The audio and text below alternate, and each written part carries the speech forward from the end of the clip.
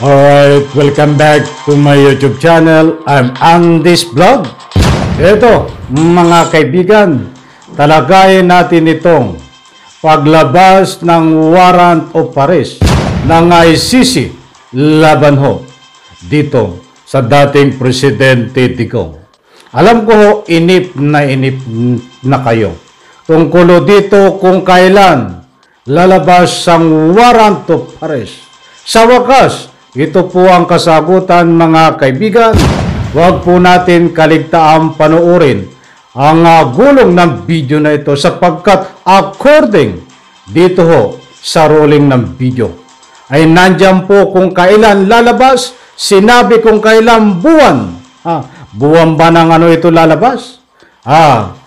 Kung gusto niyo pong malaman, yan po ang ating tatalakayin, laman ng video na yan. At kung bago pa lang po kayo sa aking maliit pa na YouTube channel, inaanyayahan ko po kayo, please subscribe, sabay-sabay po nating i-like ang video na ito kung nagustuhan niyo po. Eto kaibigan, samahan niyo po akong panoorin.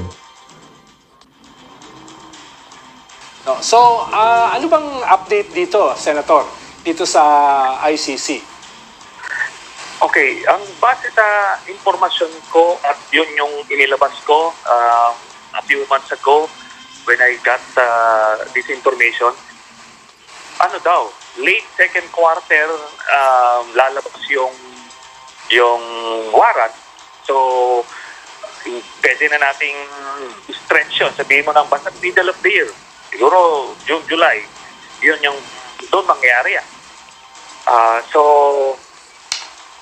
it's a waiting game at this point. But I believe, hindi yun ang reason kung bakit sila nag-split up. Kasi the split happened way earlier. During the latter part of 2022, nagmamaniobra na yung Duterte camp. Then, early 2023, na sila? Dumidiskarte na sila. It's part of the many reasons or ng pagkakalat nila, pero hindi lang yun yung dahilan. And would you know kung sino pa ang iba pang pwedeng makasama? Kasi alam namin si Senator Bato, si Senator Bongo, baka maisama or they were among those who were investigated. Would you know kung sino-sino kaya ang mako-cover nung arrest warrant na sinasabi ninyo? Base po sa mga nakakalap ko po na informasyon, itong warrant of arrest would come in batches. The first batch, isa lang. Si Duterte lang, the father. Tapos, second batch na yung mga ibang principal actors. Yun po ang aking pagkakalam. Okay, Senator, might as well ask, Senator, that did you in any way help facilitate the interviews of these possible witnesses in the ICC case? Well, for some of the witnesses, yes. Ganun po yung engagement namin since 2017. Kaya ganun naman po, naka-establish po tayo ng ganung relationship with the ICC. But of course, may mga restrictions lang sa paglabas ng information. Okay. Kaya hindi po natin pwedeng maibunyag yun. Yung iba namang informasyon ko naman na nilalabas ay not necessarily from the ICC itself, but from people who are privy to what's going on with the ICC case.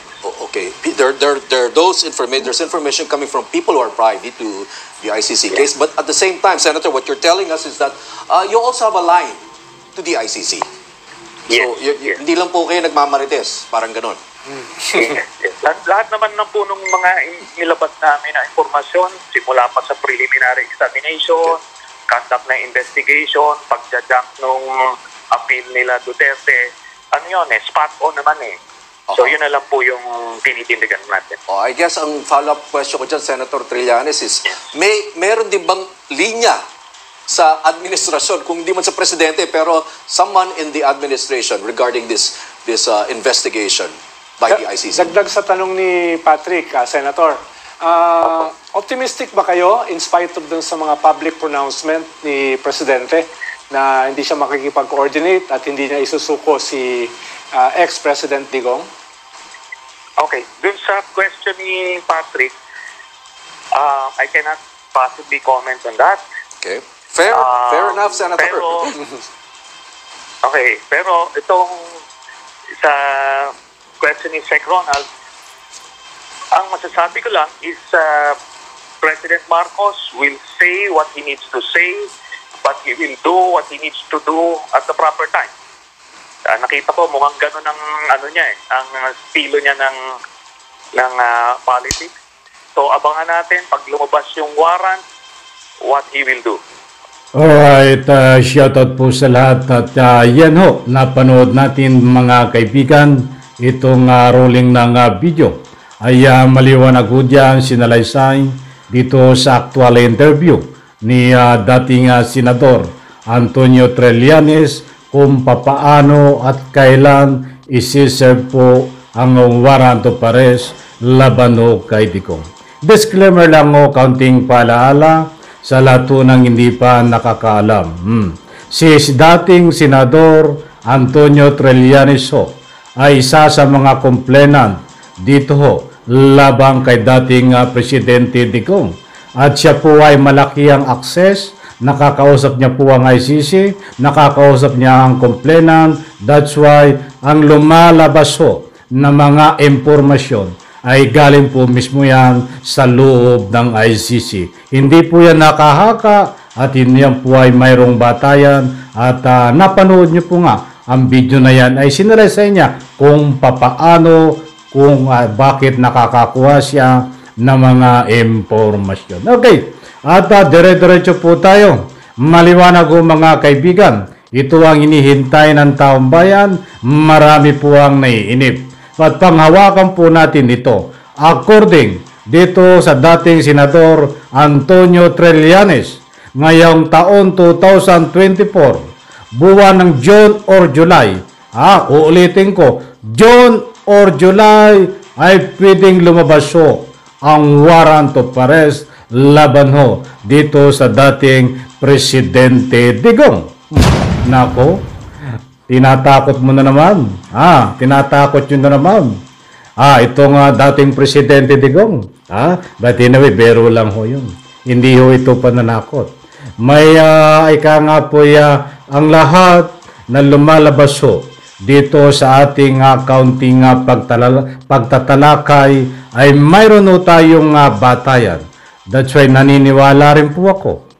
Buwan ng June or July ay posible hong lumabas ang warrant of arrest. Hindi ako ang may sabi. Muli kong ulitin. According diyan sa gulong ng video. Mga kaibigan, mga mahal kong taga-subaybay, gusto ko lang pong hingin ang inyong panig, any reaction. Pabor po ba kayo dito sa paglabas ng warrant of arrest galing sa ICC? In reaction po, ano mang inyong public opinion, diyan sa comment section. Huwag po kayong matakot. May kalayaan ho kayo para mag-iwan ng inyong public opinion. Okay, talagang matindi ito, mga kaibigan. Bagamat according nga dito sa ating Pangulo, kasalukuyang Pangulo Bongbong Marcos ay ayon sa kanyang pahayag ay pinaninindigan niya na walang karapatan pumasok ang ICC sa ating bansang Pilipinas. At according nga dito kay dating Senador Antonio Trillanes ay tingnan po natin kung ano ang magiging final position ng ating kasalukuyang Bongbong Marcos.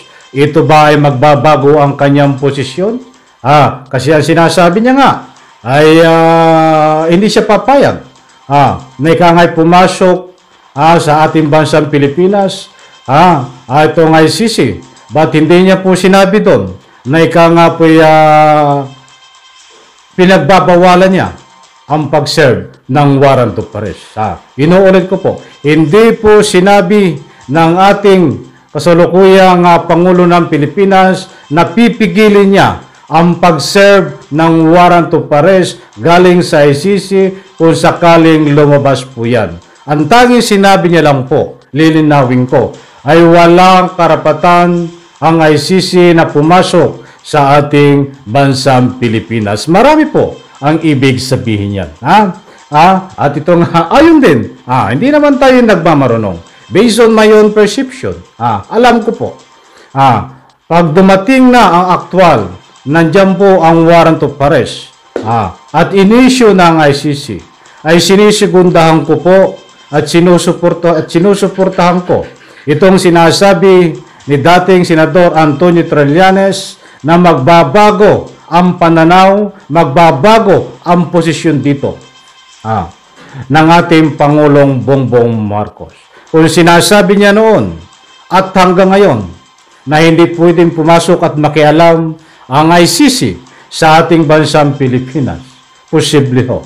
Pag nandiyan na ang aktual na warrant of arrest, baka sakali, baka banggitin niya, sige, ulihin nyo si Digong, mga kaibigan.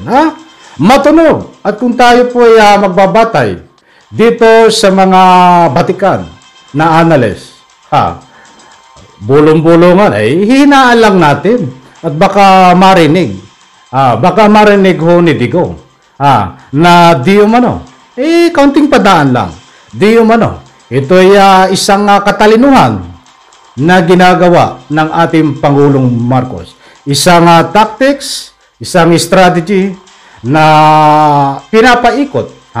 Kunwari ayaw niya, kunwari ayaw papasukin ang ICC sa ating bansang Pilipinas. Kunyari ay ayaw ipahuli itong si Digong kapag may warrant of arrest.